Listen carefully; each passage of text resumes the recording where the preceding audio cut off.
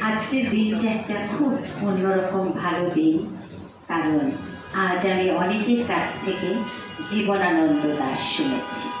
আর এই কৃতিত্বটা জাতীয় গ্রন্থকেন্দ্রের পরিচালককে দিয়ে দিই সরাসরি, কারণ তিনি কবি নির্বাচন করেছেন। ধারণা করি কবিতাগুলো তাঁরই নির্বাচনে, ফলে কবিতাগুলো তো অসামান্য না, কবিতাগুলোর নির্বাচন খুব অসাধারণ। মানে যে ব্যক্তি ধরুন কোনোদিন জীবনানন্দ পড়েই নাই, কখনো জীবনানন্দ নিয়ে চিন্তাও করেনি, তার জন্যেও এটি একটি ভালো সুন্দর অভিজ্ঞতা হয়েছে যে জীবনানন্দ দাশের খুব ভালো কবিতাগুলো নির্বাচনে ছিল। একবার করে হলেও আমরা সকলেই কবিতাটি পড়েছি, তাই না? যে কথাটা অমিত প্রত্যাশা নিয়ে বলে গেলেন এতক্ষণ অধ্যাপক মাসুদুজ্জামান স্যার, তাকে আমি বলি সকলেই কবি নয়, কেউ কেউ কবি, সকলেই আবৃত্তি শিল্পী নয়, কিন্তু আমরা সকলেই পাঠক। তো পাঠকদের জন্য একটা জোরে করো তালিকা। একটা কি শিল্প তো একটা জীবনব্যাপী একটা সাধনার ফল, তাই না?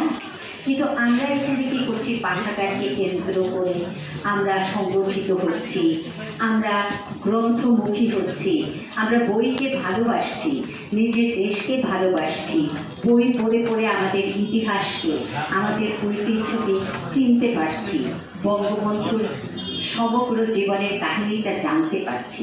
যদি বই আমরা না পড়তাম তো আমাদের কাছে এই তথ্যগুলো আসতো না। ফলে বইটা খুব গুরুত্বপূর্ণ। আর এই যে কবিতা, এটা তো সাহিত্যের শিল্পের দিক থেকে এটা খুব একটা দুরূহ শিল্প, এটা ঝট করে বোঝা যায় না। যদি বোঝা যেত তো সকলেই তো বড় বড় কবি হতো না, দু একজন বড় কবি হয়, সকলে হয় না।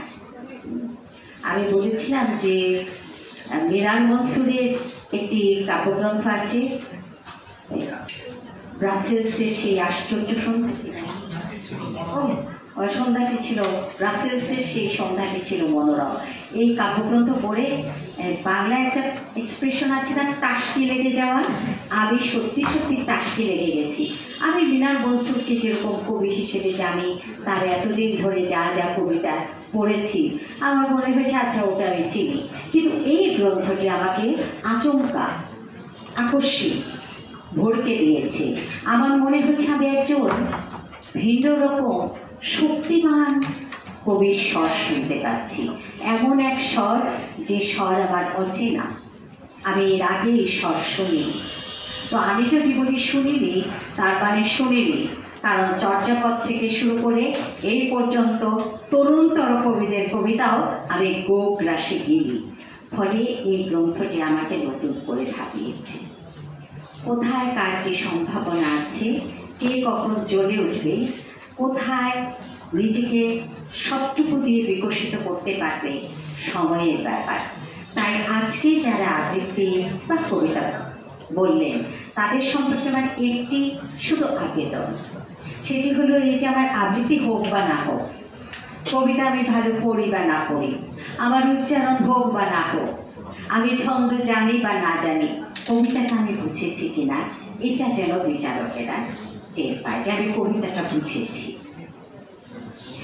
মানে দুটি কবিতা আমি দেখেছি যে কবিতাটি ছেলেমেয়েরা বুঝতে গিয়ে অনেক সমস্যার মুখোমুখি হয়েছে, এবং তোমরা যারা আবৃত্তি করেছো তার বয়সে আমার চাইতে অনেক ছোট, তুমি করে করছি, এই তোমরাও আমার সাথে স্বীকার করে নাও যে এই চরণটি তোমরা বোঝোনি। যেমন ওই যে আবার আসিব ফিরে, এই কবিতার একটা জায়গা আছে না, হয়তো বা হাঁস হব, তোমরা বলেছো কিশোরীর ঘুঙুর রহিবে লাল পায়। আরেকবার আমি বলেছিলাম আমি আসতে চাই, আমি জীবনানন্দ, আমি পৃথিবীতে হাঁস হয়ে হলেও আসতে চাই। কিশোরীর পায়ে যদি ঘুঙুর থাকে তো ওই হাঁসকে আমি চিনব কি করে? কবিতাটা হবে হয়তো বা হাঁস হব কিশোরী, আমি কিশোরীর হাঁস হব, ঘুঙুর রহিবে লাল পায়, ঘুঙুরটা আমার পায়ে থাকবে। যে হাঁস তুমি দেখতে পাবে, একটা কিশোরী একটা হাঁসকে চড়িয়ে বেড়াচ্ছে, হাঁসটির পায়ে ঘুঙুর বাঁধা, আমি সেই হাঁস, আমি জীবনানন্দ, তুমি আমায় চিনে নিও। কিন্তু যদি আমি হাঁস হই, কিশোরীর পায়ে গোবর থাকে, আমাকে চিনবে কি করে? কিশোরীকে তো আমি চিনাতে চাই না, আমি বলতে চাই আমি আসবো, আমার পায়ে ঘুঙুর বাঁধা থাকবে, তাই না? এবার আমরা বুঝেছি। এই কবিতাটা আমি যদি বুঝি, তাহলে আমার উচ্চারণ দু চারটে ভুল হোক, কি বা আমার বয়স, আমি না হয় দু চারটা ভুল বললাম, ছন্দ না হয় ক্রমে ক্রমে শিখবো, কিন্তু অর্থটা যদি না শিখি, তাহলে যিনি নম্বর দিতে বসেছেন, যিনি আমার চেহারা দেখেই খুশি হয়েছেন, আমার দাঁড়ানোর ভঙ্গি, আমার স্বর, আমার প্রকাশ ক্ষমতা, এগুলো দেখে যাকে আমি অলরেডি মুগ্ধ করেছি, তিনি যখন দেখবেন আমি বোকা বোকা বলছি, হয়তো বা হাঁস হব, কিশোরীর ঘুমুর রহিবে যাচ্ছে তাই হয়ে গেল। এরা কি হলো, কোথায় নম্বর দিল? আরেকটি ছেলেকে বলেছিলাম, তোমার বাড়ি কি সিলেটে? কারণ আমার মতো ঝরঝর করে উচ্চারণ ভুল করছিল, কারণ সে কখনো নিজেকে নিয়ে চিন্তা করেনি। ভারী সুন্দর দেখতে ছেলেটি, কখনো আয়নায় দাঁড়িয়ে বলেনি তুমি বাঙালি, ঠিক হও, ঠিক করো, নিজের ভাষাটা সুন্দর করে বলো।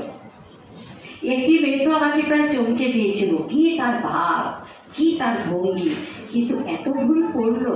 আমি এখানে ওই যে মানে মাসুদুজ্জামান বলছে লাইন বলে নাই, লাইন ছেড়ে দিয়ে দেখে দেখে আবৃত্তি করছে।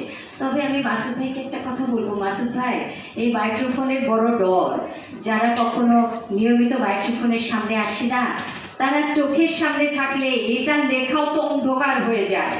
এই অন্ধকার আমি দেখতে পাই না ভাই, ওই কি করে বলবো? একটা মাইক্রোফোন, তারপরে হলো বিচারক বসে আছে, তারপরে এই প্রতিষ্ঠানের যিনি প্রধান পুরুষ তিনি বসে আছেন। আমার ভেতরে কত ভয়, অনেক ভয়। একটা ভয় শ্রেণীকক্ষে স্যারের ভয়ে বা ম্যাডামের ভয়ে আমরা পরীক্ষার হলে গিয়ে চেনা জিনিস জানা জিনিস ভুলভাল লিখে আসি, তাই না? আর এখানে 4-5 জন ভয়ঙ্কর লোক এনে বসিয়ে রেখেছে। বলার সময় আর বলে উনি বাংলা একাডেমি পদকপ্রাপ্ত, উনি 21, এগুলো শুনলেই তো ভয় লাগে, আমারই ভয় লাগে। আমার বউদের সামনে কি বলবো, এই যাই বলি বলবে ভুলভাল বলেছে, তাই না? এরকম না, মানে খুব সাধারণভাবে আমাদের নামগুলো উচ্চারিত, শুধু নামটা। আমরা কোথায় কি পেলাম এটা পরে হবে। আমাদের বাচ্চারা যেন আমাদের ভয় পেয়ে না যায়, প্রথমে এসে যেন চোখে সর্ষে ফুল না দেখে, আরে লাইন দেখে পড়তে পারছি না বাচ্চায়, অথচ কি সুন্দর ভয়েস, কি সুন্দর আবৃত্তি করলো, পুরো কবিতাটি ভালো বলেছে জানেন। মানে আমি তো ওকে ফার্স্ট করবো বলে মনে মনে তৈরি, আমি ওকে 90 দিতে চাই, কিন্তু আমাকে অনেক কম নম্বর দিয়ে হয়েছে, কারণ সে ডিসকোয়ালিফাই করেছে। লাইন একদম লোপাট হয়ে গেছে, কি করে? মানে নিজের হাতটাকে একটু ধরে ভয়টাকে কাটানো শিখবো। আমি টিপস দিচ্ছি আপনাদের। ধরুন খুব ভয় পেয়েছি, কি করতে? নিজের হাতটা দিয়ে নিজের হাতটাকে এরকম করে শক্ত করে ধরে এখানে রাখবো। যখন অনেক ভয় লাগবে হাতটাকে চাপ দিব, চাপ দিলে আমি আমাকে বলছি স্থির হও, সংহত হও, ভয়ের পিছনে। তুমি একটি কবিতা মাত্র পড়তে এসেছো, এতে যদি তোমার ভুলভাল হয় মহাভারত অশুদ্ধ হবে না, কি হবে? তোমাকে ওরা নম্বর দেবে না, কি যায় আসে? এই নম্বরের জন্য কি তোমার জীবন বদলে যাবে? না, তুমি যা আছো বিশ্বাস করো তুমি তাই থাকবে। কেবল একটি নতুন শক্তি তুমি অর্জন করবে যদি এই পর্যন্ত এসে দাঁড়াতে পারো। সেটি কি? যে আমি আমাকে দেখাতে শিখেছি, আমি আমার স্বরটা অন্য মানুষের শ্রবণে পৌঁছে দিতে শিখেছি। এই শেখাটা একটা অনেক বড় শেখা, এবং এইটার সাহসটা যদি আমি রাখতে পারি, আগামীকাল আবার যখন আসবো আমার কিন্তু আর চোখটা কালো হয়ে যাবে না। আমি তখন জানবো আমি দ্বিতীয়বার আমি আরেকটু ভালোভাবে তৈরি হয়ে এসেছি। আমি একটা তথ্যচিত্র দেখছিলাম ওস্তাদ আলাউদ্দিন খাঁকে কেন্দ্র করে, রবিশঙ্করকে নিয়ে। ওস্তাদ আলাউদ্দিন খাঁর বাড়িতে রবিশঙ্কর গেছেন, তো খুব সাধারণ সাদামাটা বাড়ি, ঘরটার মধ্যে একটা কোনায় মশারি ঝুলছে, একদিকে লুঙ্গি ঝুলে আছে, বিছানার চাদরটা এক কোনা ঝোলানো, আরেক কোনার মাঝখানে তিনি বসা। রবিশঙ্কর এসেছেন, তার তো ছাত্র, তিনি বাইরে পান খেতে খেতে বেরিয়ে এলেন। রবিশঙ্কর ভূমিতে মাথা ঠেকিয়ে গুরুকে প্রণাম করলেন। তিনি ভেবেছেন উঠবে, রবিশঙ্কর উঠছে না।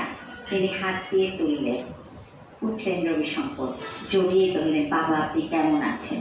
বাবা ডাকতেন, কেমন আছেন? তখন উভয়ের চোখ অশ্রু সজল। এই হলো আপনাদের সঙ্গে আমাদের সম্পর্ক, তোমাদের সঙ্গে আমাদের সম্পর্ক। যে আমার ছাত্র, আমার ছাত্রী বাইরে কৃতিত্ব অর্জন করে যখন আমার কাছে ফিরে আসে, বড় মানুষ হয়ে ফিরে আসে, তখন তার গৌরবটা কত বড়।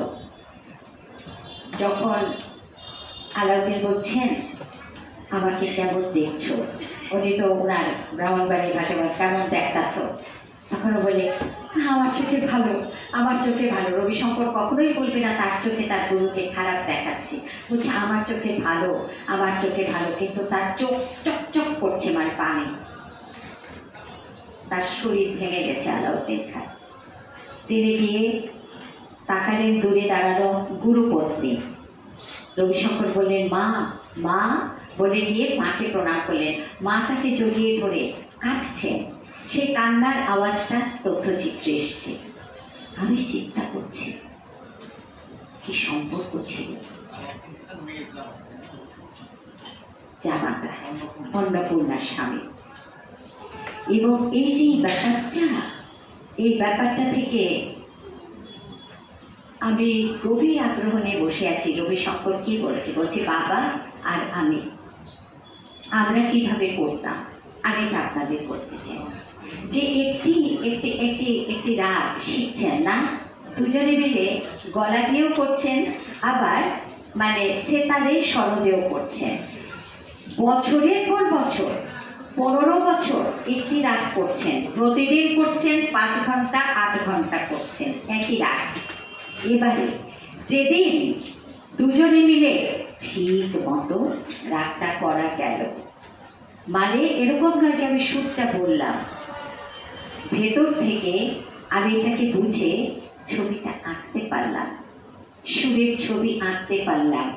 গুরু এবং শিষ্য যেদিন প্রথম একসঙ্গে ছবিটা আঁকলেন, আঁকার পরে মানে গানটা গাওয়ার পরে দুজনে একসঙ্গে বসে কাঁদলেন। উনি বললেন আমি আর বাবা দুজনে মিলে অনেকক্ষণ কাঁদলাম যে আমাদের 1 বছরের সাধনা, আমাদের এই 22 বছর 24 বছর ধরে একটি রাগেরই চর্চা করবার সাধনা, আজ আমরা গন্তব্যে পৌঁছেছি। তাহলে একটি রাগ চর্চার জন্য এত বছর। আমরা কি একটি কবিতা 100 বার পড়েছি এখানে আসার আগে? না। আমার গুরু প্রদীপ ঘোষ বলতেন একটি কবিতা যতক্ষণ তুমি 100 বার নিজে না পড়ছো ততক্ষণ তোমার অধিকার জন্মায় না মাইক্রোফোনের সামনে দাঁড়ানো, কাউকে শোনানো। এই কথাটা বলে আমি সবার জন্য অনেক ভালোবাসা রেখে আজ শেষ করছি।